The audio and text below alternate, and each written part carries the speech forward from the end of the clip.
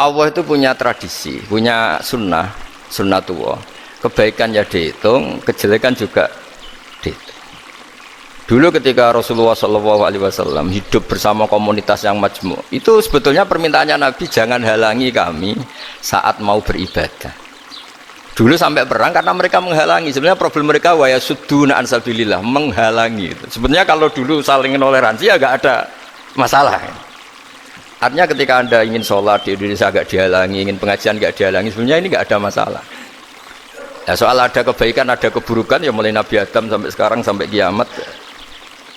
Itu cara pandang. Jadi cara pandang kita terhadap orang lain itu harus hal-hal yang nyata. Kalau kesalahan mereka nyata, kebaikan mereka juga nyata. Kenapa kita hanya ingat sisi yang jelek, tidak ingat sisi yang baik? Saya sering cerita ke santri-santri saya, setiap saya pengajian diundang orang di mana-mana itu saya mesti istighfar. Karena nggak ada pilihan. Saat saya datang ke pengajian di Sulawesi, misalnya saya tinggal ngaji di sini. Saat saya ngaji di sini, tinggal undangan yang di sana. Hidup itu tidak banyak pilihan, meninggalkan kebaikan, melakukan kebaikan. Artinya gini, dalam kebaikan saja ada kebaikan yang ditinggalkan. Apalagi dalam kejelekan. Makanya di sini ada pepatah terkenal dalam ilmu tasawuf itu, wastighfaruna yahtaju ilal istighfar. Saat Anda baik saja butuh istighfar. Bapak saya kalau guyon gini, Mas Sofyan, ada imam istiqomah jadi imam masjid sampai tua, sampai batuk-batuk, itu bagus istiqomah, tapi itu masalah kata bapak, akhirnya nggak kaderisasi kan. Itu istiqomah apa nggak mau diganti orang lain ya. Ada kiai dai di mana-mana, itu mesti orang muji, oh itu dai di mana-mana, laris nggak pernah di rumah. Pondoknya pasti bubar itu karena ditinggal. Jadi kebaikan seperti ada orang sering sowan kiai. Wah itu malah lebih masalah lagi kan. Kadang kiainya pas istirahat, yang disalamkan template uang jatah susu anaknya. Hari itu waya tagihan malah lari sowan kiai. Nah, harusnya di rumah ada berdoain tagihan listrik entah apa.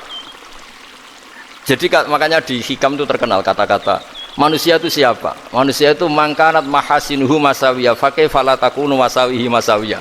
Manusia itu orang ketika baik saja salah, apalagi pas salah. Coba saya misalnya pidato begini, di atas panggung saya orang alim pidato nasihati orang.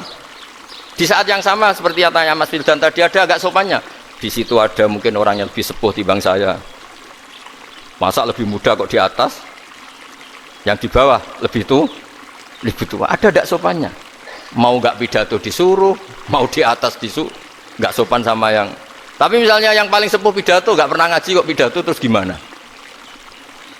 Artinya ketika kita baik saja ada salahnya, apalagi pas salah. Sebab itu ajaran Rasulullah itu suruh berdoa Rabbana dzolamna anfusana. Sebelum minta itu merasa ya Allah kita ini mendolimi diri kita sendiri, karena dalam pilihan-pilihan itu pasti ada salahnya. Coba misalnya Anda bangun masjid habis 2 miliar, yang harusnya 1 miliar sudah jadi. Terus nanti suatu saat ketemu Allah ditanya, itu ada orang miskin, fakir miskin, yatim. Andai kan kamu sumbang 1 miliar itu sejahtera semua. Gara-gara kamu bangun masjid terlalu mewah. Ya tapi kadang-kadang orang kebaikannya itu orientasinya bangun masjid, gak tertarik nyumbang fakir. Saat itu cara berpikir gitu mau apa? Tapi kalau dia mau luhur manusia terbaik karena bangun masjid 2 miliar, coba diaudit secara kepentingan syar'i. Penting mana dengan ngasih makan fakir miskin? Penting mana dengan menikahkan janda misalnya? Penting mana dengan pendidikan? Apa artinya masjid mewah orang nggak tahu halal haram, nggak tahu najis, nggak tahu cara sesuci, nggak tahu cara adzan yang benar? Terus penting mana untuk beli kitab sama dipakai masjid? Apa artinya beli kitab apa tapi nggak makan? Penting mana makan sama beli kitab? Ada auditnya. Makanya manusia itu ketika baik pun disuruh istighfar, apalagi ketika salah. Nah dengan perasaan seperti itu kebencian pada orang lain luluh, karena potensi baik pada orang lain ternyata tinggi dan potensi salah ke kita juga tinggi. Nah dilatih gitu. Jadi di Ihya itu ada kitab tawaduk. Kitab tawaduk itu dilatih ketemu orang tua. Dua aksaru ibadatan, dia mesti ibadahnya lebih banyak karena lebih tua timbang saya, pasti sholatnya lebih lama timbang saya. Ketika Anda sudah tua melihat anak-anak, dua aqallu minni maksiatan, mesti maksiatnya tidak banyak karena masih kecil. Terus ketika melihat orang fasik maksiat, la'alla wa yatubu alaih fa inna wa tawwabur rahim, mungkin Allah memberi tobat, bisa saja. Umar itu ingin bunuh Nabi, tapi Allah memberi tobat. Yang sowan kiai saja tidak mesti dapat tobat. Umar ingin bunuh Nabi, tapi Allah memberi tobat. Akhirnya ya tobat jadi Islam yang baik. Dalam sejarah Wali Songo, Kalijogo sowan Sunan Bonang itu ingin garong, tapi malah jadi muridnya jadi wali. Kalau Allah sudah menghendaki tidak ada ya. Perang Uhud orang Islam kalah itu karena panglimanya siapa? Khalid bin Walid. Tapi dia malah yang dapat hidayah. Nah, sama orang yang sekarang Anda benci bisa saja Allah merencanakan ada apa? Hidayah di situ. Dan kita yang merasa benar jangan saja ada rencana Allah bikin kita su'ul khotimah. Naudzubillah min dzalik, kan tidak pernah tahu. Nah, dari tidak pernah tahu itu orang diusahakan tawadhu. Wa ma adri ma yuf'alu bi wala bikum. Kita tidak pernah tahu.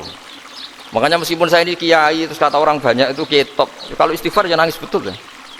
Cuma kan nggak perlu di depan umum. Nanti ada penampilan kan ribet kan nanti. Sudah nangis nggak ikhlas, nggak mutu.